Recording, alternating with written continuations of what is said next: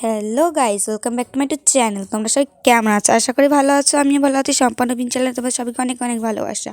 তো এটা আমাদের সেকেন্ড ব্লগ। আমি সকাল সকাল পাঁপড় ভেজে নিয়েছিলাম, সবাইকে ভাগও করে দিয়েছিলাম। তারপরে নিজেও একটা বা দুটো তিনটে খেয়েছিলাম। তারপরে স্নান হয়ে গেছে। আমি দেখো কেক কিনে নিয়েছিলাম, এটা ভাইপোকে দিলাম, আমি খেলাম।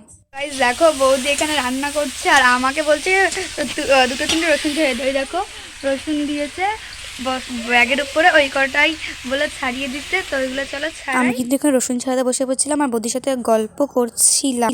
গাইস দেখো, আমার কিন্তু রসুন ছাড়ানো হয়ে গেছে আর ভাত খাওয়া হয়ে গেছে। এখন আমি জামা কাপড় তুলতেছি।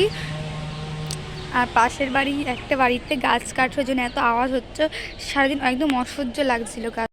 তো গাইস সন্ধে হয়ে গেছে, তাই জন্য আমরা কিন্তু সন্ধ্যের খাবারটাও খেয়ে নিয়েছি। আমরা খেয়েছি কফি আর বাটার গোল্ড বিস্কুট।